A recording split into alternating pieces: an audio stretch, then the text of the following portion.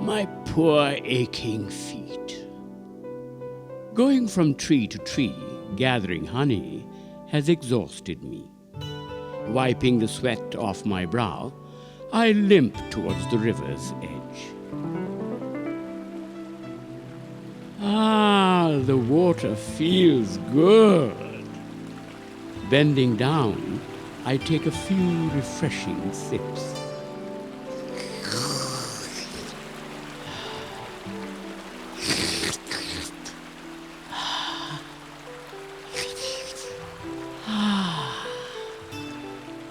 Quenching my thirst, I rest under the shades of the mango tree. I lean my tired back against its strong trunk and close my eyes. Something wet and squishy lands on my head. A ripe mango. It dribbles down my head and makes its way towards my mouth. My tongue peeps out and takes a lick. Yummy! This is delicious. Better than honey. Nice, eh? Whispers a voice. I look around. No one. I hear a voice giggle. Would you like another one? It asks teasingly. Thrown into your mouth this time? Who is this? I growl. Show yourself. I catch sight of a vanishing tail. With a speed I had long forgotten I was capable of, I dash and pull the tail towards me. At the other end is my mischievous young friend, Mira the monkey. Hi, Karadi. How are you? Haven't seen you in these parts of the jungle for some time. Have been busy, Mira. Not everyone leads a carefree life like you. Well, now that you're here, are you going to tell me the story of Kapi? Mira asks, reminding me of an old promise. I know I cannot get away this time, and as Mira continues to insist, I begin my story. On the banks of the river Ganges stands an old banyan tree. Beside it grows a beautiful mango tree. During the month of May, the tree is laden with tasty fruit. Bright birds and buzzing bees flock around it in abandon. The forest is heady with the smell of the ripe mangoes. Long, long ago, the tree was also the home of many monkeys. Kapi, their leader, was a kind and generous king. All the monkeys loved him, and he in turn protected them.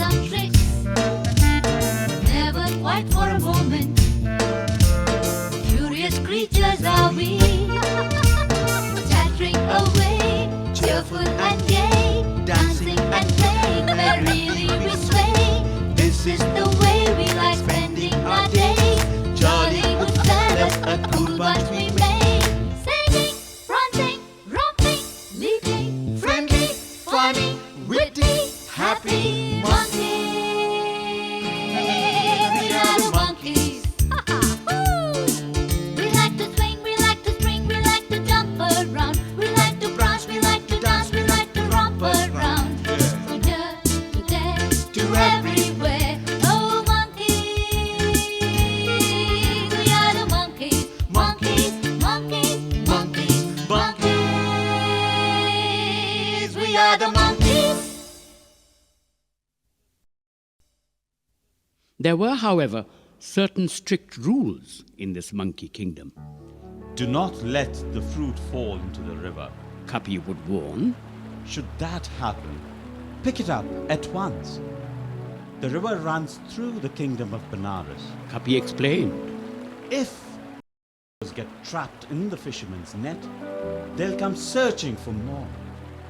It will then only be a matter of time before they take our mangoes and seize our home. The loyal monkeys took care not to let any fruit fall into the river, and if it did, they were quick to retrieve it. Did I say that all the monkeys loved Kapi? Not exactly. Korang, a selfish monkey, hated the popularity that Kapi enjoyed. Greedy and evil, he secretly nursed the ambition to overthrow Kapi and become king.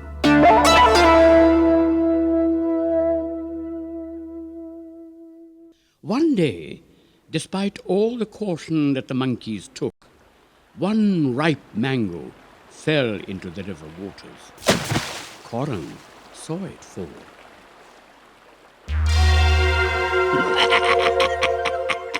There it goes. I won't pick it up.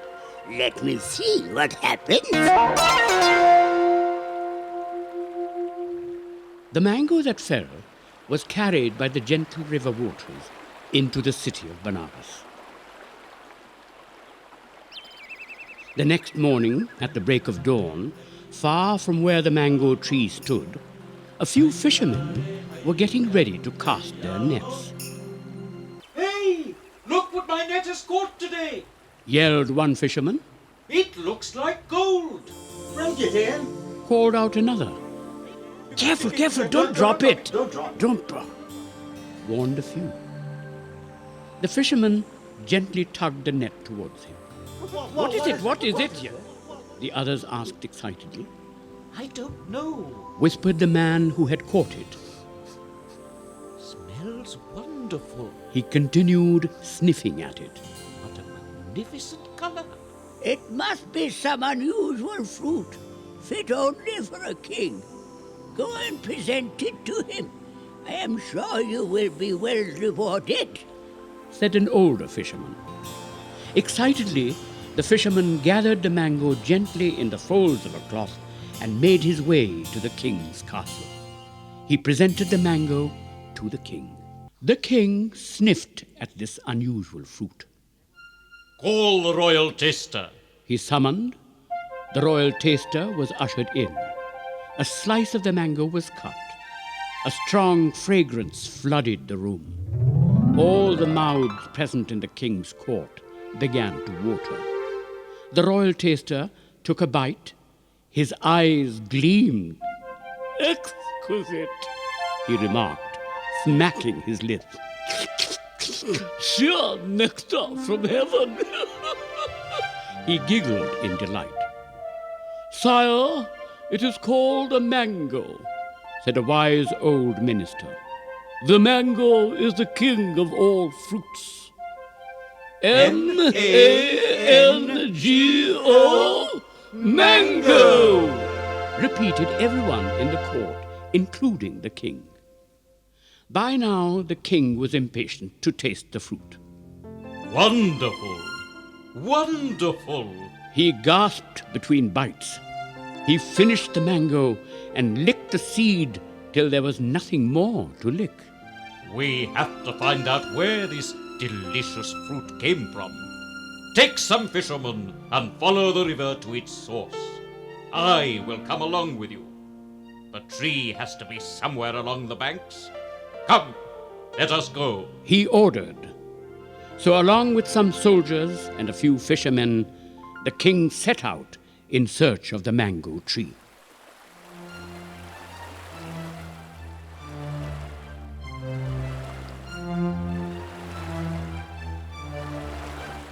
It took them 2 days to find it. It was night when they arrived. The scent of the mangoes was everywhere. There were mangoes strewn all over the ground. Let us build a camp here tonight, ordered the king. From the top of the tree, the ever-watchful Kapi heard the king's orders. Just what I feared is happening. We have been careless. A mango has somehow fallen into the river and made its way into the king's hands. I have to quickly think of a way to save our lives. Silently, Kapi leapt across to where Vayu, the oldest and wisest of the monkeys, slept. He nudged him gently. Wake up, Vayu. Wake up. We are in trouble. Trouble? What's the matter? Look. Said Kapi, pointing down. Looking beneath, Vayu saw the king getting ready to sleep in all his regal splendor. There were soldiers everywhere. What is happening? Asked an alarmed Vayu. Just what I feared. The humans are here. Our lives are in danger. They have tasted our mangoes and now have come to seize our home. We have to escape with our families. Think of a way, Vayu. Vayu's pulse raced. What can we do? He thought. Maybe we can jump across to the neighboring banyan tree. No. It is not safe enough. We have to get as far away from the king's men as possible. Leaving our beloved home is the only answer. Tears welled up in his eyes. Brushing aside his sadness, he looked across the river. A rose apple tree grew on the other bank. His eyes darted from one tree to the other. He knew what Kapi had to do. Kapi, there is just one way to save our families, and only you can do it. You are the fastest of all the monkeys. You can also leap the farthest. Jump across to the banyan tree and grab its longest vine. Tie it around your waist. Then leap across the river to where the rose apple tree stands. Tie the end of the vine to one of its branches. The vine will act as a bridge across the river. Our monkeys can use this bridge to cross to the other side. We will then be safe from the king's men. Kapi nodded gravely. Okay, Vayu. Go and wake up the other monkeys quietly. Line up the women and children first. Saying this, Kapi leapt across to the nearby banyan tree.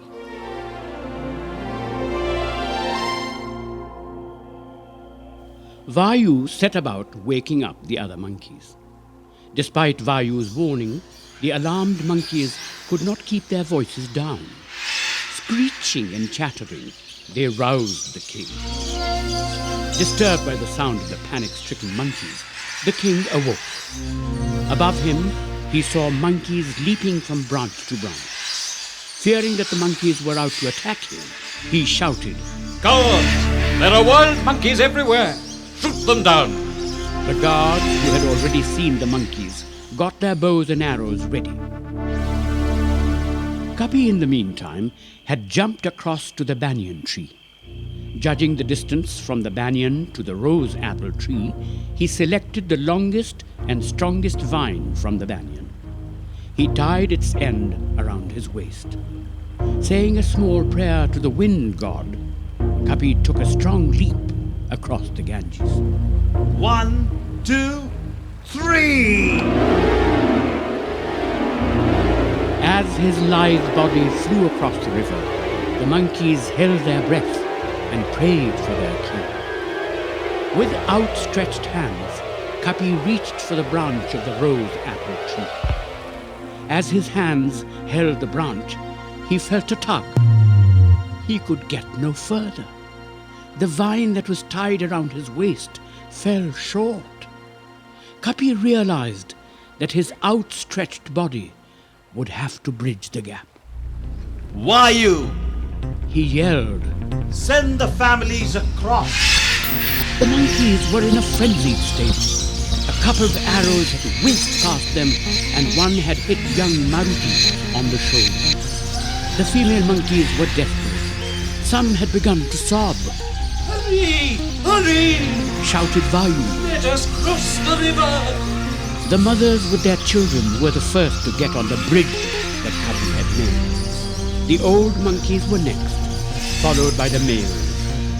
Lakshmi, who was first in line, carrying her newborn on her back, found their king lying across.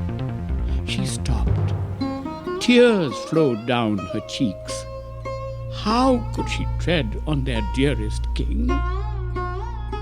Make haste, Lakshmi. Urged Kapi. This is not the time to lament.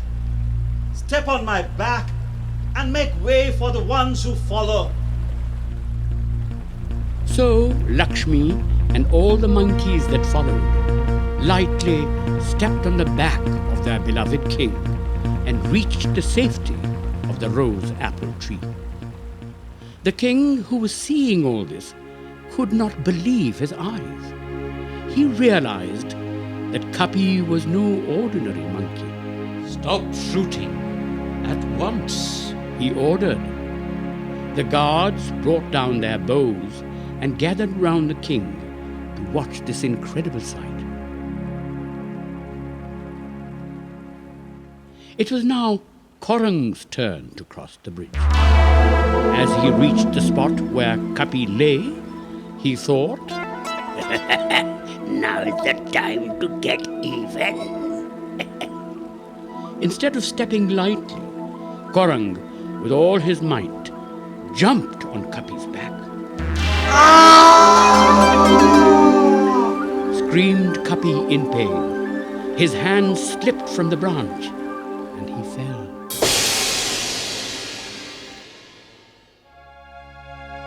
Quick, save that monkey! Yelled the king. The guards pulled at the vine that held Kapi and brought him to the shore. The king gathered him in his royal shawl. Who are you, my brave friend? He asked. Vayu, who was still atop the mango tree, jumped down and said brokenly, He is our king, our friend, our protector. O monkey friend, O valiant one, forgive me for what I have done. Who are you? What is your name? I hang my head in deepest shame.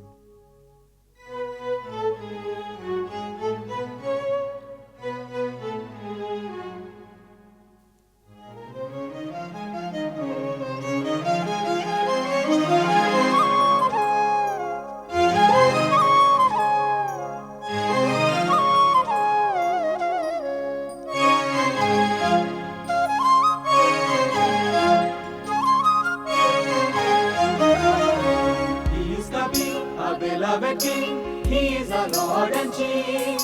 For many years He's ruled us well, under His guidance we dwell. He is Kapi, our beloved King, He is our Lord and Chief. For many years He's ruled us well, under His guidance we dwell. He is brave, just and kind, a king like Him you can never find. A teacher, a guide, a friend there, a noble ruler beyond compare. A fine example you have set to kings and rulers everywhere. In praise of you we all sing. I bow to you, O King of Kings.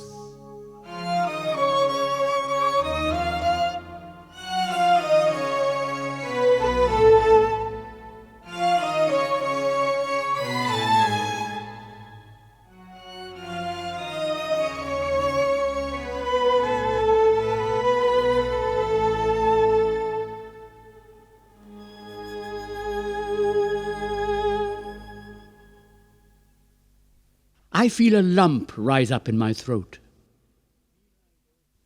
Meera is also very quiet.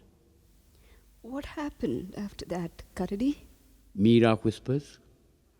The king was touched by Kapi's bravery. What a fine example this monkey was to the human race. How noble! What a lesson he had learnt. For 2 days, the king and his men nursed Kapi back to good health. Realizing that they were not in any danger, the monkeys returned to their mango tree. Korang was filled with remorse and shame. The monkeys wanted him banished. However, kind-hearted Kapi forgave him and welcomed him back to his fold.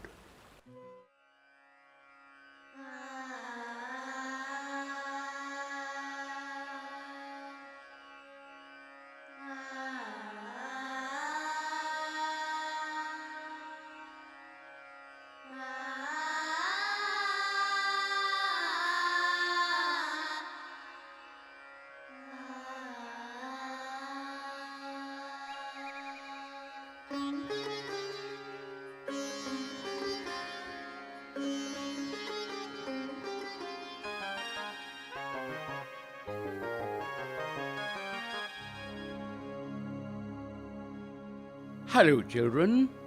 Remember me, your friend Karadi the bear? Today's story is the story of Kauwa and Lomri. Kauwa is a crow and Lomri is a fox. A fox, like his cousin the jackal, is very cunning. Let's see how cunning Lomri fooled Kauwa.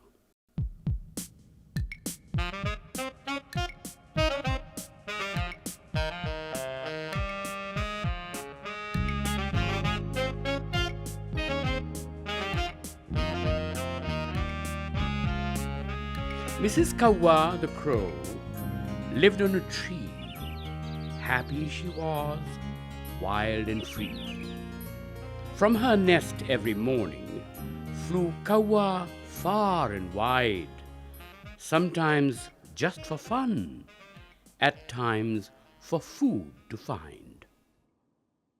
From neem tree to mango, Kauwa loved to fly. Sometimes she just soared in the bright blue sky. On a fine April morning, after flying a lot, Kauwa sat near a house, feeling hungry and hot. She looked left and right, and up and down too, hoping she would find some rice, a fruit or two. Lucky was she, for some roti she saw, being made by a granny on a sunny veranda. Ah, roti is my favorite, and it's almost lunchtime. I'll swoop down and get it, and eat it with some lime.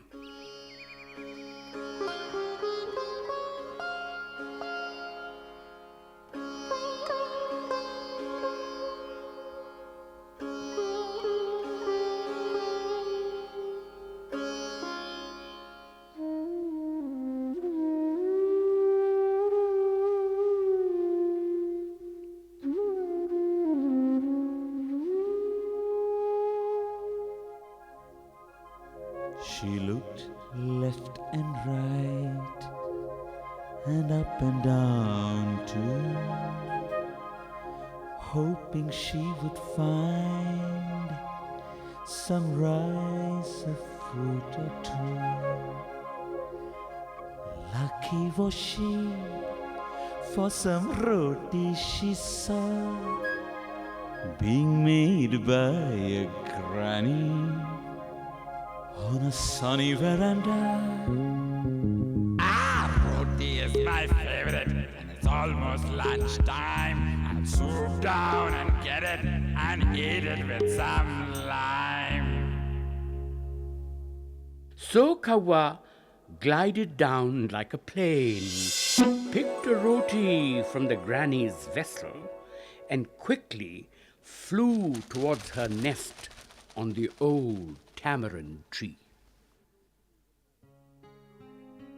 With the roti in her beak, Kawa sat down to eat, when suddenly she heard the sound of someone's feet. Is it a dog or a cat? Or a bear, big and brown? Who can this be? Thought Kawa with a frown. From under the bushes she saw something come out. It was Lomri the fox with his long red snout.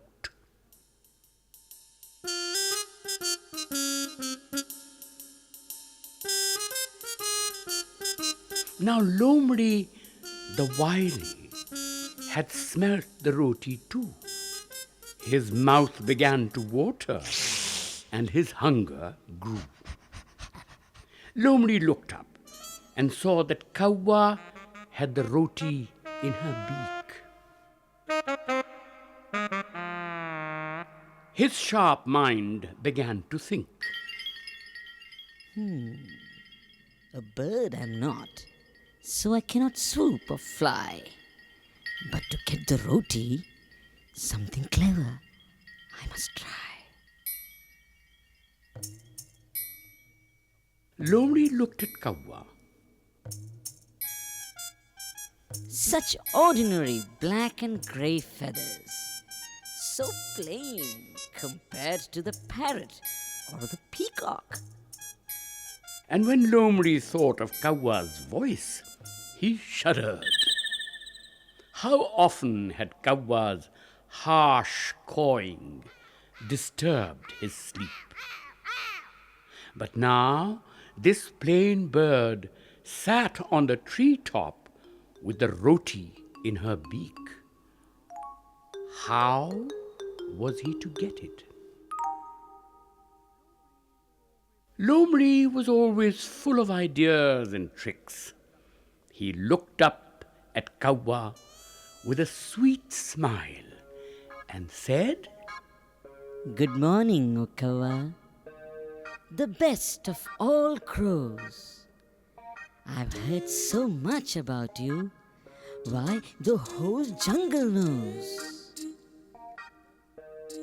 Your beauty, dear Kawa, puts peacocks to shame. Black feathers, grey neck, Sundari should be your name. What a pretty face, and lovely eyes too. Kawa, my dear, how can I describe you? Good morning, O Kawa, the best of all crows. I've heard so much about you, why the whole jungle knows. Your beauty, dear Kawa, puts peacocks to shame. Black feathers, grey neck, Sundari should be your name. Oh, what a pretty face and lovely eyes too. Kawa, my dear, how can I describe you? On the top of the tree, Kawa heard her praises. She puffed up her chest and turned her head. She was very proud of her looks. She loved her black feathers and her sharp beak. Hearing Lomri praise her made her very happy. With the roti in her beak, she nodded at him. Lomri's eyes sparkled. His plan was working. Quickly, he continued. And your voice is sweeter than the koels, they say. When you sing a song, trees dance and sway. Please, Kawa, my friend, may I make a request? Sing for me a song, the one you like best. Open your mouth, let the sweet music flow. Come, Kawa, sing a song, whichever you know. Kawa blushed with pride. She smiled and thought to herself, Sweeter is my song than the koel's coo coo coo. Once Lomri hears it, he'll dance to its tune. So without thinking, Kawa closed her eyes and began. Sa. But before she could sing, Re ga ma pa. down from her beak fell the roti in Lomri's paw.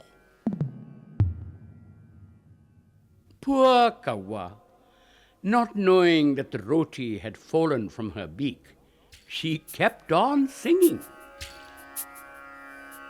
Sa sing the sunflowers, rearing out the red roses. Ga giggle the gulmohars, ma mar the marigolds. Pop pop the pretty poppies, da dance the dahlias, ni not the neem flowers, sarigama padanisa. When the song ended, she opened her eyes, hoping she would see Lomri clapping. But instead, Lomri was eating the roti that had fallen from her beak and was smacking his lips. Looking at Kawa, he sang, Kawa, you silly crow, how could you believe me? You and sing well. Kawa, you silly crow, how could you believe me? You and sing well. Your voice is like the noise tones and empty vessels make. You and the donkey thundu, a perfect duet would make. So saying, Lomri ran away. Kawa flew behind him, but Lomri hid in the bushes and Kawa came back empty-beaked.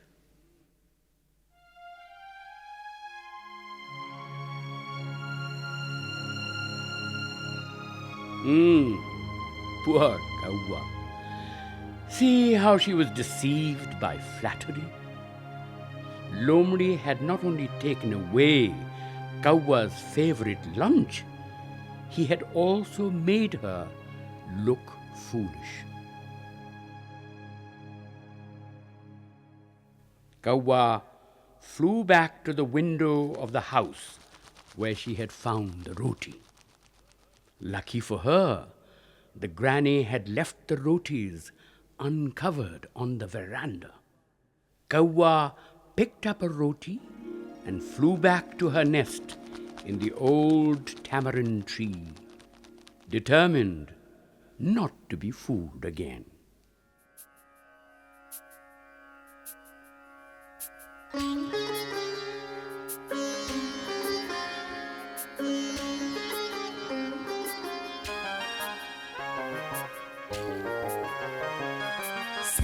Sing the sunflowers,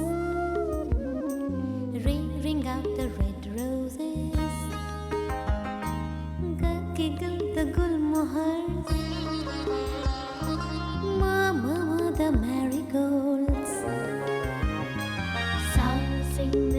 sunflowers, rearing up the red roses. Kaki the gulmohas, mama the marigolds.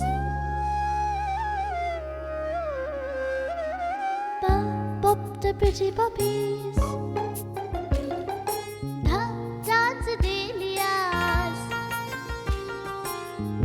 know the neem flowers. Sa sing the sunflowers, rearing out the red roses. Kaki the gulmohas, mama the marigolds. Pop the pretty poppies, dance the dahlias, know the neem flowers. Sa-re-ga-ma pa-dha-ni-sa.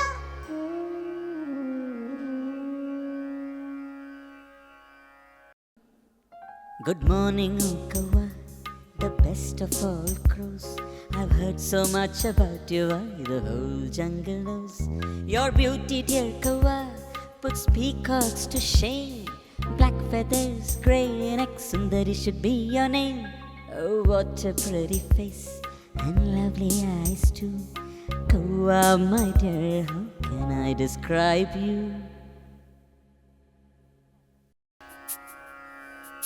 Sa sing the sunflowers, rearing out the red roses. Gaggle the gulmohars, mama the marigolds. Pop the pretty poppies, dance the dahlias, not the neem flowers. Sa-re-ga-ma pa-dha-ni-sa. Kawa, you silly crow, how could you believe me? You and sing well. Kawa, you silly crow, how could you believe me? You and sing well. Your voice is like the noise tones and empty vessels make.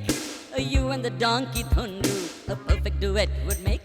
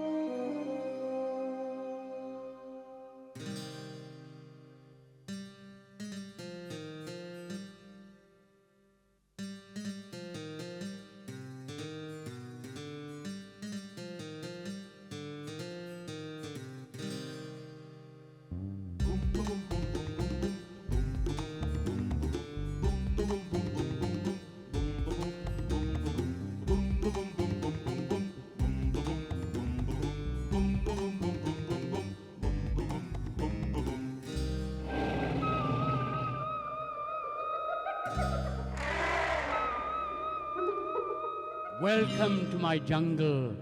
I am Karadi the bear.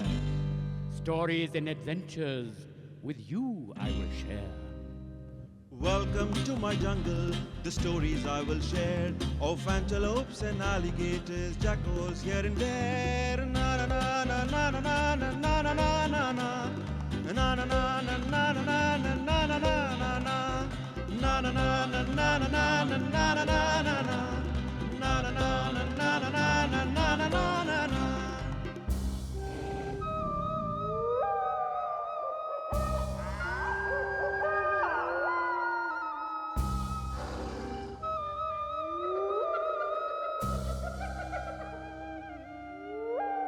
I'll tell you about monkeys, lions fierce and strong, crows and owls and other birds, reptiles short and long. I'll tell you about enemies, greed and jealousy. I'll tell you about friendship, love and harmony. I'll tell you about monkeys, lions fierce and strong, crows and owls and other birds, reptiles short and long. I'll tell you about enemies of greed and jealousy. I'll tell you about friendship, love and harmony.